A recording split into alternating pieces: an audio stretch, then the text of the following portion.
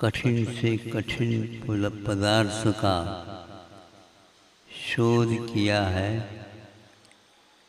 और भगवान की वाणी में भी आया है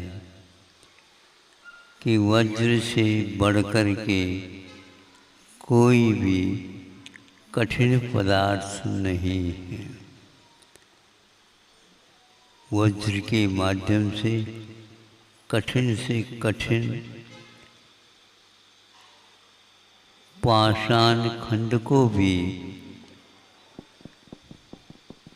टुकड़े टुकड़े किए जा सकते हैं और वर्तमान में आप लोगों ने देखा भी होगा पाषाण के बनते हुए श्री जी और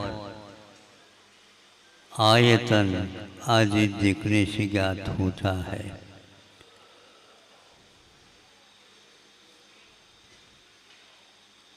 किंतु जब हम दूसरे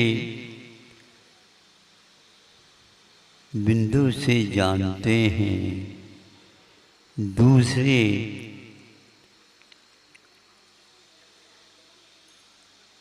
अंश से उसको देखते हैं, तो यह बात सही नहीं उतरती।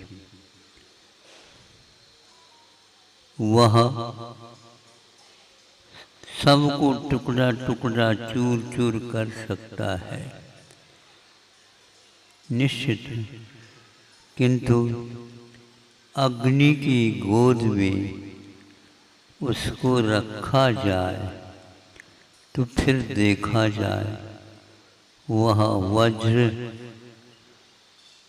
भी एक प्रकार से पानी पानी हो जाता है। इस वज्र के भस्म भी बनाए जा सकते हैं, तो उस भस्म के सेवन से भी हमारे रोग ठीक हो सकते हैं, किंतु हमारे पेट को कुछ भी धक्का नहीं लग सकता। इससे ज्ञात होता है भिन्न भिन्न पदार्थों के संयोग से भिन्न भिन्न पदार्थों को में अनेक प्रकार के परिणाम हो जाते हैं। इसलिए हम अपने परिणामों के माध्यम से और अपने आप ही निर्णय न लेकर के आगम के आधार से यदि सोचते हैं तो वज्र से कई गुना आत्मा के पास में शक्ति विद्यमान है। उसका द्रव्य क्षेत्र काल भाव के माध्यम से उपयोग करना हमारा कर्तव्य होता है।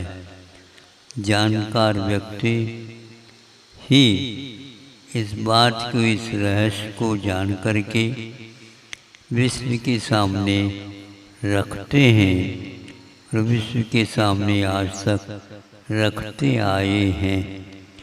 अब हम इसको पढ़ते भी हैं, सुनते भी हैं, स्मरण में रखते भी हैं, किंतु फिर भी हम उसका उपयोग, उसका प्रयोग नहीं करने से उससे लाभान्वित नहीं होते।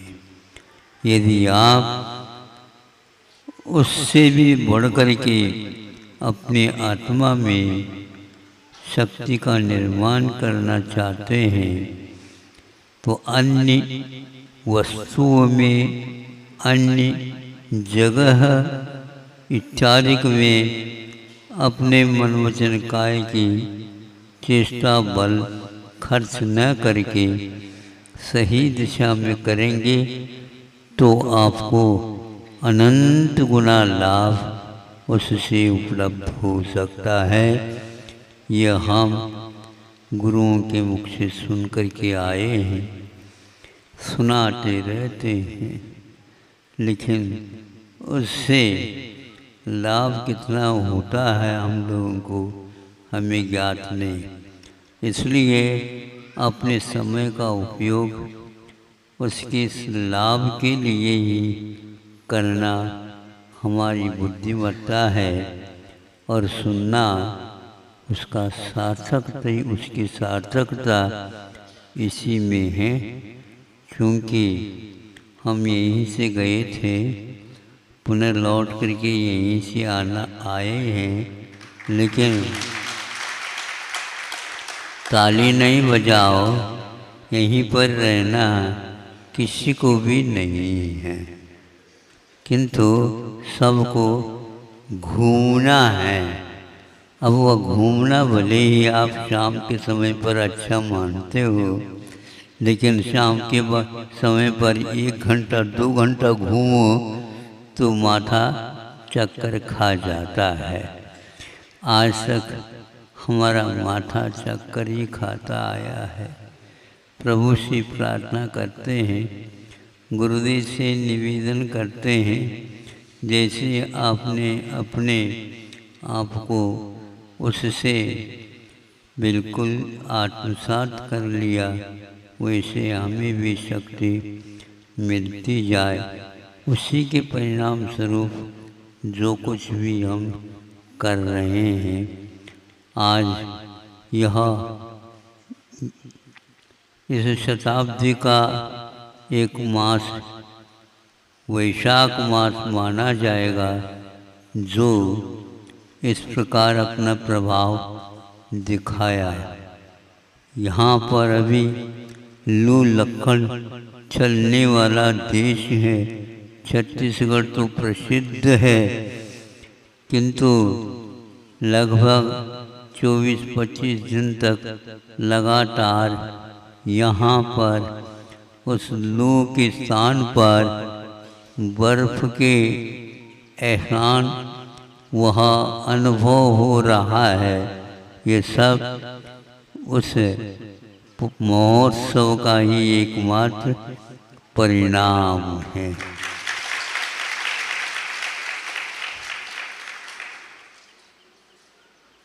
बाजा बजाता था,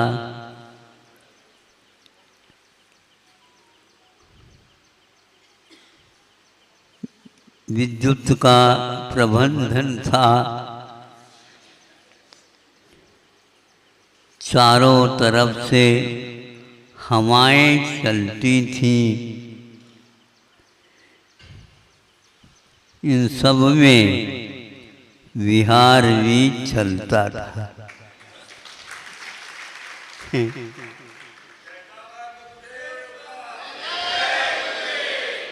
अपने जीवन काल में ऐसे वैशाख में सर्दी का, शीतलता का अनुभव करने का यह प्रथम वर्ष है और प्रथम मास है। जाते समय यहाँ के लोगों ने कहा, महाराज गर्मी का समय है, वहाँ पर जाने के उपरांत वर्षा का प्रकोप होगा। हाँ होगा तो से आपको भी सोचना चाहिए, एक मंदिर को पूर्ण करोगे क्या? नहीं। तब हाँ नहीं करना है। तो यहीं के उस सज्जन ने, जो दुर्गवासी बाबूलाल जी, हाँ हाँ, कि तेल के बहुत बड़े व्यापारी उत्पादक थे, उनके सुपुत्र भी उन्हीं के पदचिन्हों पर चलने वाले थे।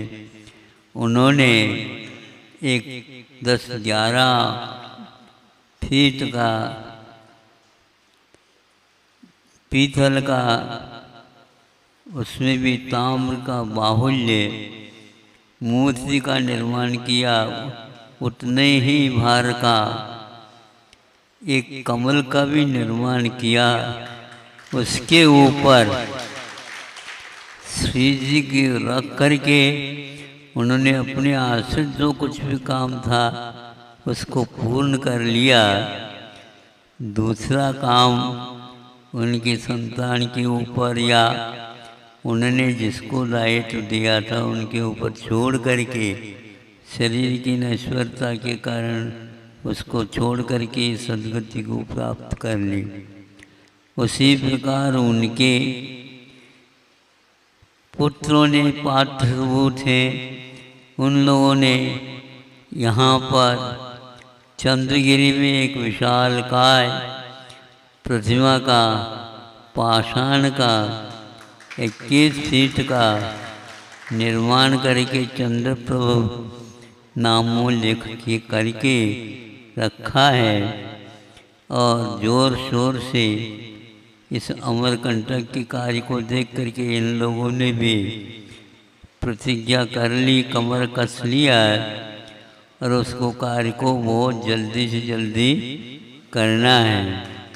इसमें सभी को अपने अपने तन मन धन लगा करके कुछ भविष्य संबंधी अर्जन करना है तो देख लो, नहीं है तो कब कौन सा काल आएगा जो अर्जित है वह विसर्जित हो जाएगा, फिर बाद में आप क्या करोगे। इसलिए संक्षेप से इतना कहता हूँ कि हमारा भी इसमें जितना कर्तव्य था उतना कर लिया।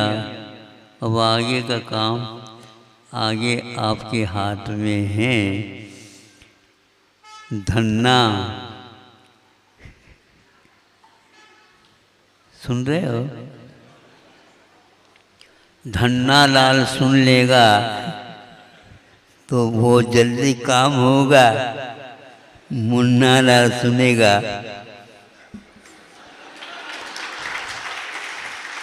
कुछ नहीं होने वाला है। इतना ही कह करके आज आए, ऐसा नहीं समझना महाराज आ गए अब तो बिल्कुल हमारे हो गए।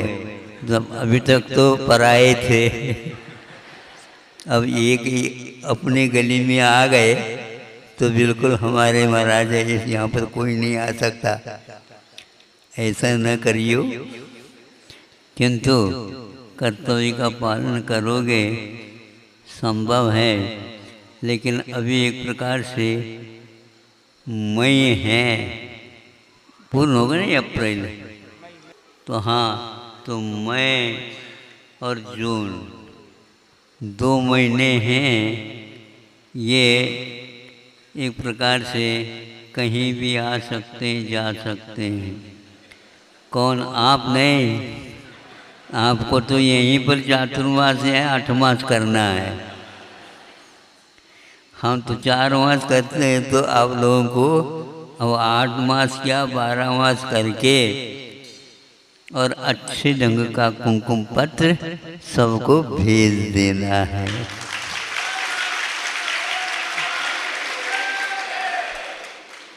कुमकुम पत्र समझते हो? ये एक प्रकार से कुमकुम पत्र मांगलिक पत्र माना जाता, महोत्सव का माना जाता, शादी ब्याह विधान आदि का माना जाता, आमंत्रण दिया जाता, बार बार बुलवा होता है, बार बार चलवा भी होता है। तो उसी प्रकार हमें भी यदि बुलवा हो तो देख लेंगे, लेकिन पक्का हम कुछ नहीं कह सकते हैं, क्योंकि और भी इस चौकले में जनता है। और यहाँ इधर से रायपुर के उस ओर तक हम पहुँचे थे, बिलासपुर होकर के उधर आगे बढ़े थे, तो ये सारे लोग भी लगे हैं। उनका भी जैसा भाग्य है, अच्छे उन लोगों ने भी तन मन धन लगा करके किए हैं और पात्र के अनुसार ही उन्होंने इसका निर्माण भी किया है। अल्प समय में बिना आप लोगों से मांगे, आप लोग तो मांगते हो हैं? नहीं महाराज, हम मांग करके पहले अपने से निकाल लेते हैं ताकि सामने वाला भी व्यक्ति धन्नालाल बन जाए। अहिंसा परमो धर्म।